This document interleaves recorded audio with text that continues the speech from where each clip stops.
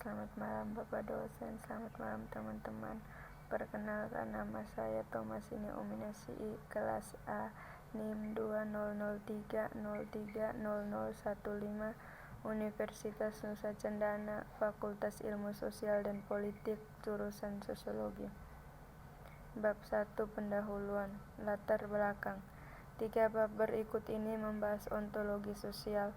Mereka mengemukakan pendekatan proses seksual terhadap sifat individu dan identitas sosial. Memang argumen akan dibuat bahwa individu adalah identitas sosial. Tidak ada bedanya banyak tujuan dan birokrasi gerakan sosial dan kohort. 2 bab pertama aslinya ditulis sebagai kuliah konferensi dan telah ditinggalkan dalam karakteristik nada informal dari kuliah tersebut. Ketiga, sebaliknya adalah kuliah menjadi artikel dan oleh karena itu lebih ilmiah materi catatan kaki dan referensi. Namun ketiga bab ini berdiri dalam tradisi prosesualitas yang sama. Menanggapi hakikat sejarah kehidupan sosial, mereka mulai dari premis bahwa dunia sosial adalah salah satu yang terus berubah. Bab 2, Pembahasan. 1. Historis individu. Di sini akan berpendapat bahwa kita harus mengembalikan individu sebagai kekuatan penting sejarah. Dengan ini tidak bermaksud kembali ke sejarah pria hebat atau wanita hebat sejarah dalam hal ini. Untuk memastikan struktur sosial bisa dan kadang bisa memberi individu tertentu kekuatan luar biasa untuk membentuk masa depan. Tapi pertanyaan penjelas penting dalam kasus seperti itu bukanlah kualitas atau tindakan orang-orang itu semenarik mungkin itu, sebaliknya itu adalah kondisi di mana struktur sosial seperti itu muncul dan menjadi stabil. Pertanyaan sebenarnya misalnya bukan mengapa Elizabeth Tudor memilih untuk tidak menikah, tetapi melainkan bagaimana bisa terjadi bahwa ada struktur sosial di mana penolakannya untuk menikah dapat memiliki konsekuensi politik yang bertahan lama. Dalam arti ini, sejarah orang hebat hanyalah sebuah cabang dari sejarah yang didefinisikan secara empiris struktur sosial secara umum. Ini tidak benar-benar tentang individu qua individu atau bahkan tentang individu yang diambil sebagai kelompok atau tipe, melainkan tentang kondisi yang membuat individu tertentu menjadi sangat penting. Jadi, tidak ke cara berpikir orang hebat tentang individu yang saya dorong agar kita kembali, juga tidak akan mendorong untuk beralih ke apa yang biasanya kita sebut perspektif jalan hidup. Meskipun beberapa dari pekerjaan di masa lalu tentang karir pasti serumpun dengan perspektif itu, setidaknya dalam istilah metodologis. 2. Sifat manusia di berpikir prosesual. Dari ketiga jalur pengembangan potensi tersebut disebutkan pada bagian penutup. Pada bab sebelumnya, yang paling mudah dikejar adalah masalah sejarah individu itu sendiri. Bab ini mencatat sejumlah kekuatan yang mendukung pemeliharaan kontinuitas di sepanjang garis keturunan individu, fisik atau biologis objek, memori dan retensi rekaman yang disengaja.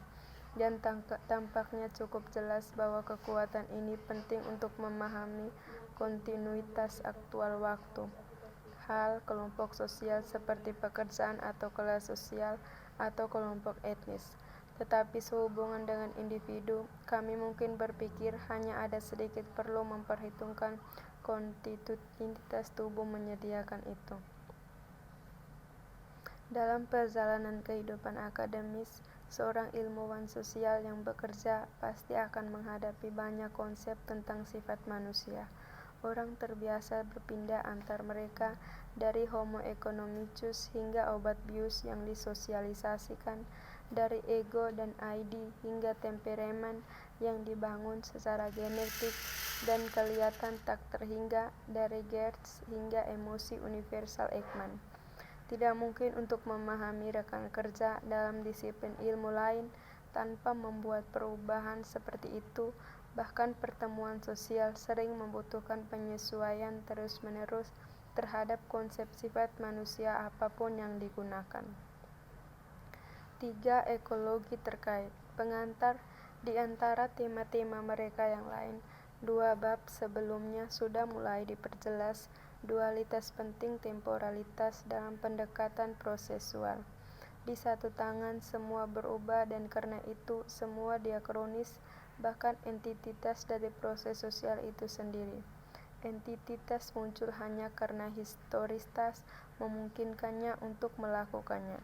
Dan mereka muncul sebagai garis keturunan peristiwa yang cenderung berulang dan itu dengan demikian cenderung menjadi individu yang tampaknya stabil dari ontologi tradisional.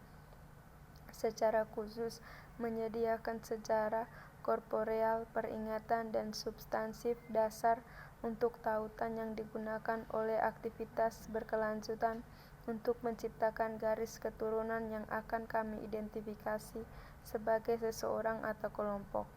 Tapi di sisi lain, sejak itu semuanya berubah, semua bergantung. Saat ini adalah semua yang ada dan semua efek masa lalu harus bekerja melalui pengkodean yang dibangunkan dengan aksi momen ke momen telah melestarikan efek-efek tersebut selama sesi hadiah kontingen hingga yang hadir saat ini. Dalam sinkronis itu, saat ini, aspek-aspek masa lalu yang dikodekan itu harus memiliki efek bukan oleh apapun berarti otomatis, tetapi dengan risiko revisi dan pengalihan yang sama menghadapi semua aspek saat ini. Namun demikian, ekologi juga sering dipahami sebagai salah satu dari beberapa cara untuk mendamaikan akun yang tampaknya berbeda dari kehidupan sosial yang dihasilkan oleh dua ontologi tradisional individualisme dan emergenitisme sosial. 4. Sosiologi Ilris.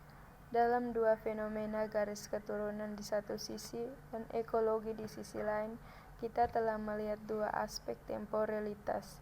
Dalam garis keturunan, kita melihat waktu diakronis narasi, karir, kemunculan.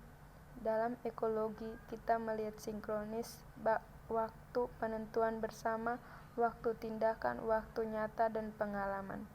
Bab ini akan memperluas analisis prosesualisme dengan menyelidiki secara mendalam sifat ganda temporalitas ini, dengan fokus sinkronis. Sisi naratif diakronis dari temporalitas telah berjalan dengan baik dia analisis di tempat lain.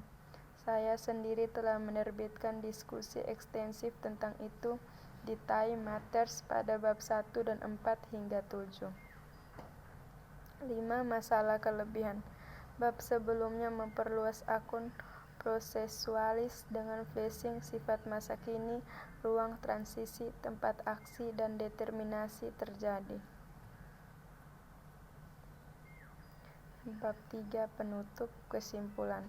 Dalam epilog ini ingin menyatakan bahwa sosiologi berakal paling dalam pada manusia, meskipun dalam mengejar tujuan